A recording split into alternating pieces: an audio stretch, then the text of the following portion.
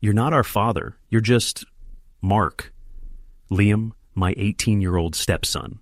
The words just hung there in the kitchen. The kitchen I just had remodeled, with the quartz countertops I picked out.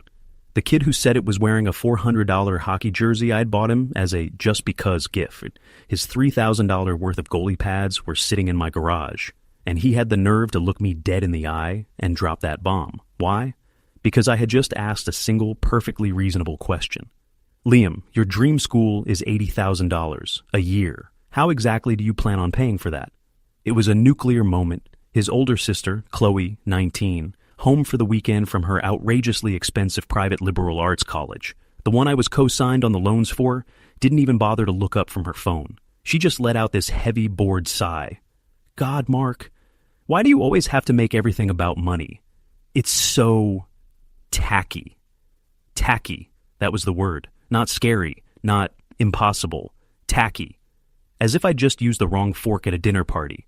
Here I was, looking at a combined college bill that would be north of $140,000 a year for two kids who weren't biologically mine, and I was the one being tacky for bringing it up. My wife, Sarah, their mother, just stood by the sink, wringing a dish towel. Her hands were white. Kids, please, Mark is just trying to understand the plan. No, Mom, Liam snapped, his face red. He was all in now. He's not trying to understand. He's trying to control us, like he always does. Just because you married him doesn't mean he gets a vote on our lives. It's fine. We'll just ask Dad. He gets it. He wants us to follow our dreams. And there it was, the dad bomb. Dad was Richard, the cool weekend dad. The guy who lived maybe 20 minutes away, hadn't paid a single cent in court-ordered child support in over 5 years, but was always available to swoop in, take them to a rock concert, and fill their heads with absolute poison.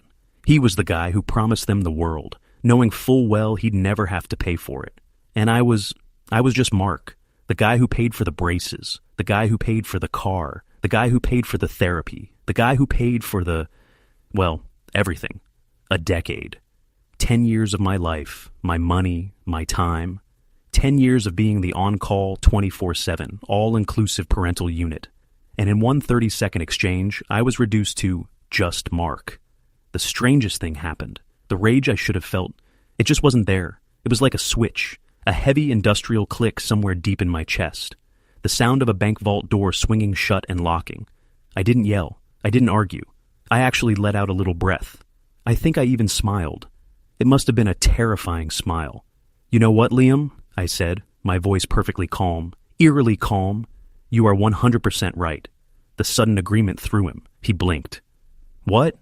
You're right. I'm not your father. And this is a family matter. You, your sister, your mom, and Richard. That's the family.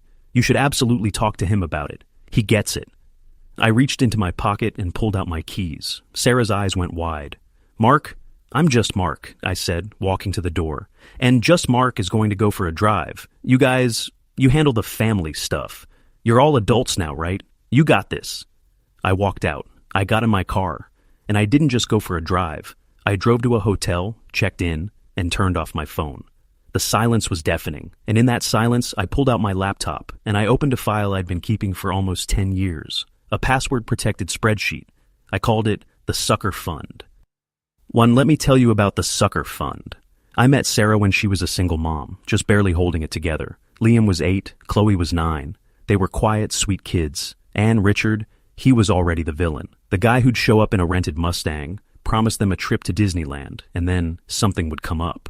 He'd forget his wallet. He'd get a flat tire. But I was the one left dealing with 2 sobbing kids who felt abandoned all over again. I fell for Sarah, hard. And I fell for the idea of being the hero, the good guy, the one who shows up. So I showed up. I showed up with my steady IT project manager salary. Sarah worked part-time as a realtor, but her income was chaotic, unpredictable. So I took over. I was the stable one. I started the spreadsheet not out of malice, but just to track where our money was going.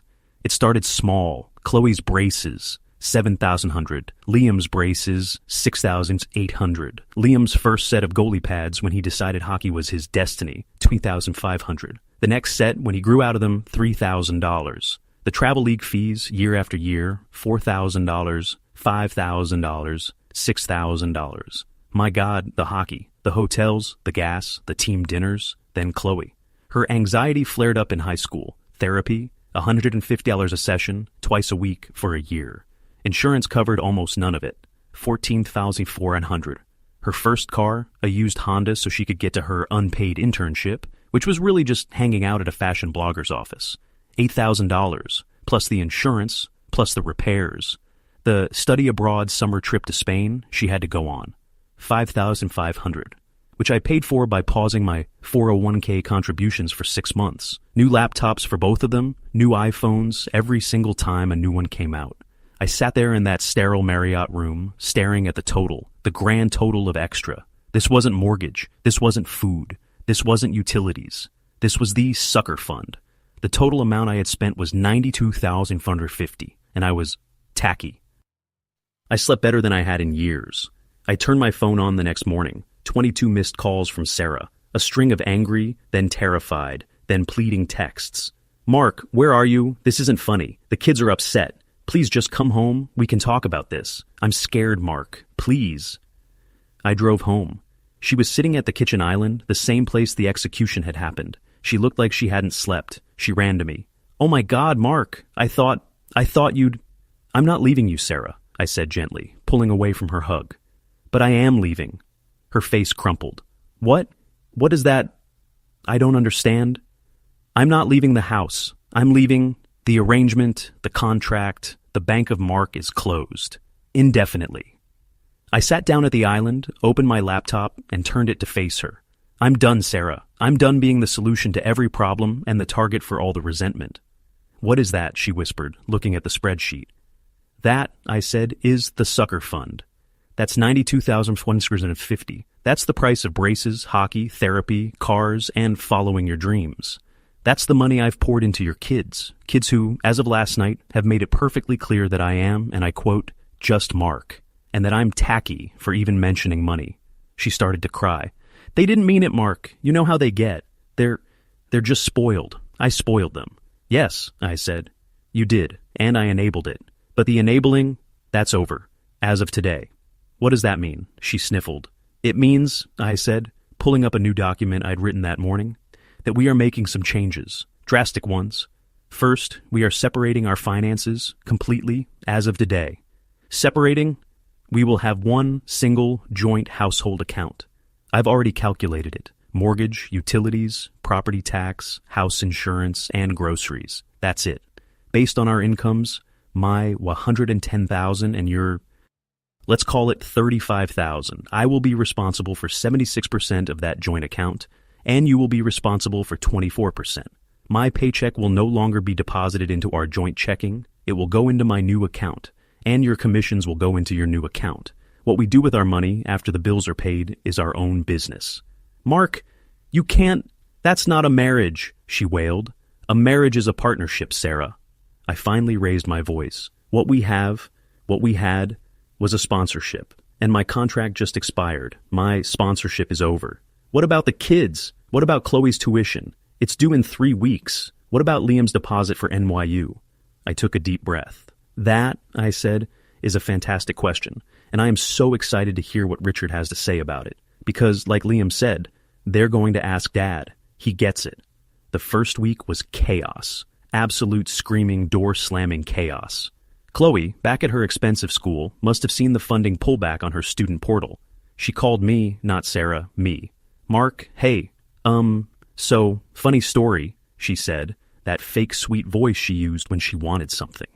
The bursar's office says there's a hold on my account. My next tuition payment is late or something. Did you forget? No, Qley, I said, sipping my coffee. I was on my lunch break, sitting in my car. I didn't forget. Oh, okay. So, what's the problem? There's no problem. You just need to talk to your mom and your dad. Richard. A long, cold silence on the other end. What? Why? Because, as you and Liam pointed out, this is a family matter. I'm not your dad. I'm just tacky Mark. So I'm removing myself from the equation.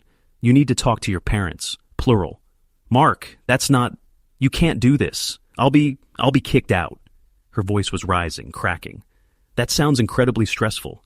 I really hope Richard pulls through for you. Good luck. I hung up. Liam just sulked. He was giving me the silent treatment, which was hilarious because he was the one who started it. He'd stomp around the house, accidentally slamming into me, muttering asshole under his breath. I ignored him. I was busy opening a new high-yield savings account. Then came Sarah. Oh, Sarah. She tried everything. She tried crying. She tried yelling. She tried seducing me. She tried guilt.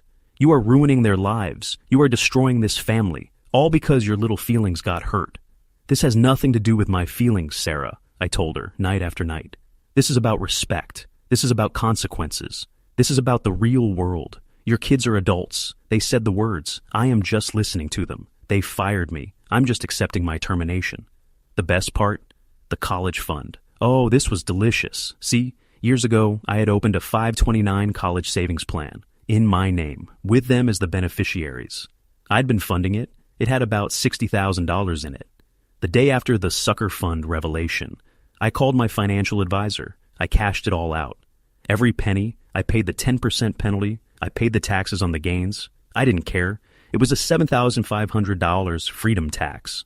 I took the remaining $52,000 and put it straight into my new, private, mark-only brokerage account. The kids found out when the college found out.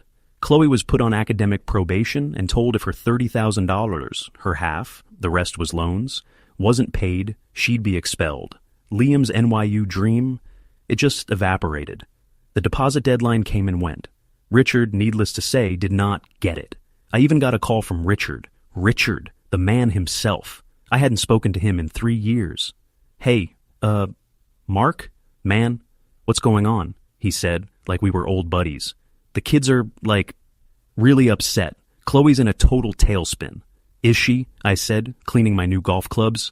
I'd taken up golf. Yeah, man.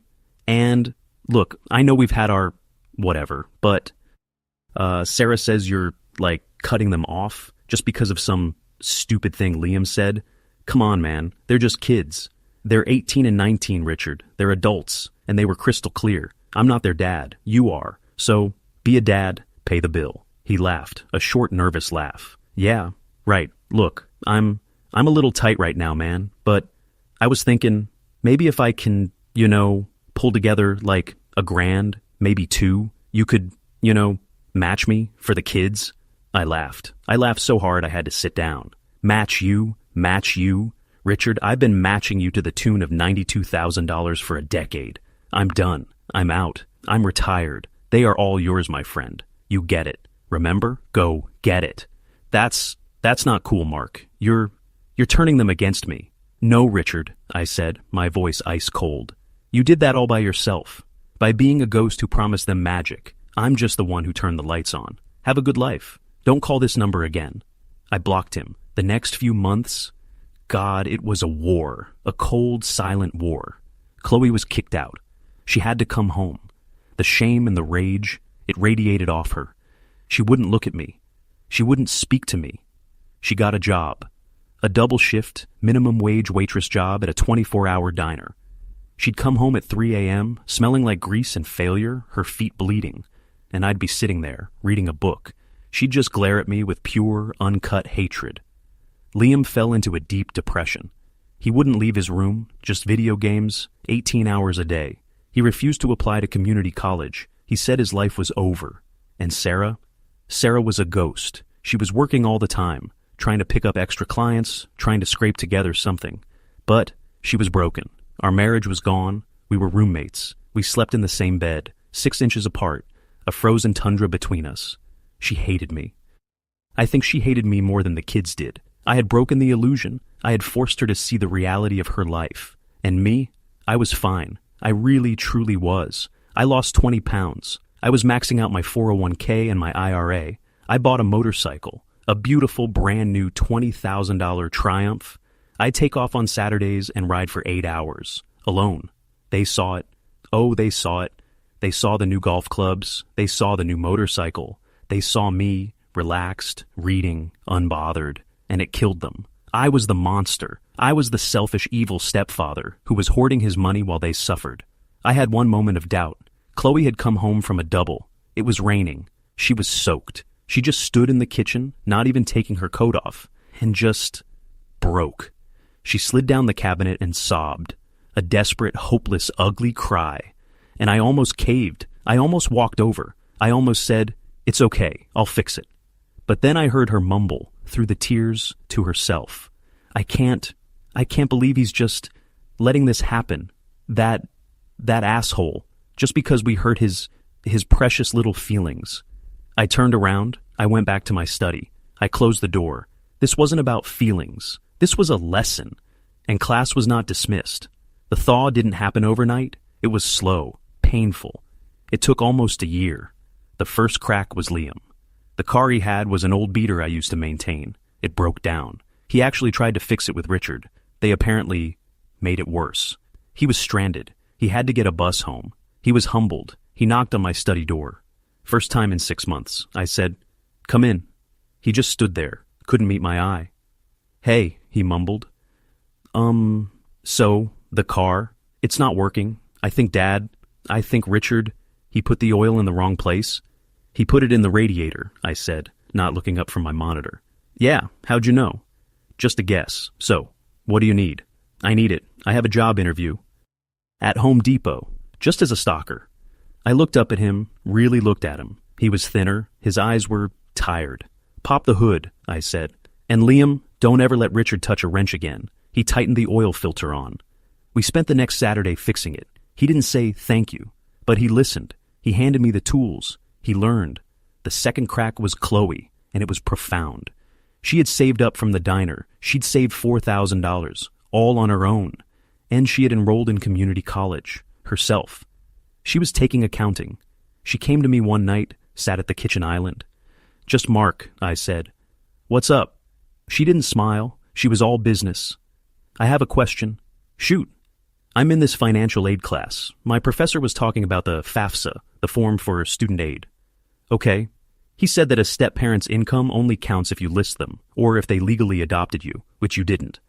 "That's more or less correct. It's complicated, but yeah." She just stared at me. Her eyes were... I'd never seen this look. It wasn't anger. It was calculation. I went online. I found my old FAFSA submission, the one we filled out for expensive private college. "I remember," I said. "You listed your income," she said, her voice a whisper. "You put $110,000 on my form, with Mom's $30,000. It pushed our expected family contribution. It made us look rich." "Yes," I said. "It disqualified me from everything, the Pell Grants, the state aid, all the free money. I looked it up. I would have gotten almost a full ride to State U based on Mom and Richard's income, because he pays nothing." "Yes, Qley," I said very, very gently. "You would have. So, why? Why did you put your name on it? You screwed me." "No, Qley, I didn't. You, your mom, we were a team. We were a family. We were trying to get you into your dream school, and that school required my income. Because I was the one who was going to be paying for it. I was the one who had to co-sign the loans. The only way to get you that money was for me to be on the hook, to be family." She just broke. Her head just thudded onto the quartz countertop. She didn't sob. She just leaked. "Oh my God," she whispered. "Oh my God, I'm an idiot. I'm so stupid. You were helping me, and I called you tacky." That was it. That was the apology. It wasn't an "I'm sorry." It was an "I understand." It's been 2 years since that night. Life is different. It's not a fairy tale. Sarah and I are in therapy. We're still sleeping in the same bed. But the tundra is thawing. We have 2 joint accounts now. Household and us. We're dating again. It's nice. Liam got the job at Home Depot. He loves it. He's a shift manager now. He's taking night classes at the community college in logistics. He says he wants to run the whole supply chain. He still lives at home, but he pays rent. To me. Qley is the star. She aced community college, transferred to State U. She's a junior, getting a 4.0 in accounting. She has her own spreadsheet now. She's terrifyingly smart. She's going to run the world. That $52,000, I split it. I took $26,000 and I put it into an IRA for Sarah, in her name only. Sorry I was such a hard-ass present. She cried. The other $26,000, that's my triumph fund. We had Thanksgiving at our house last month. Liam was helping me fix a wobbly deck board. Qley was in the kitchen, showing Sarah a budget app. It was quiet. It was normal. Qley came out, handed me a beer. "Hey, Mark," she said. "Hey, Qley. Me and Liam, we're going to split the cost of a new water heater for the house. As a Christmas present for you and Mom. I've run the numbers. We can afford it." I just nodded. "That's a good plan, Qley." "Yeah," she said. She smiled. "It's a family matter. I'm still just Mark. But when they say it now, it sounds different. It sounds like enough.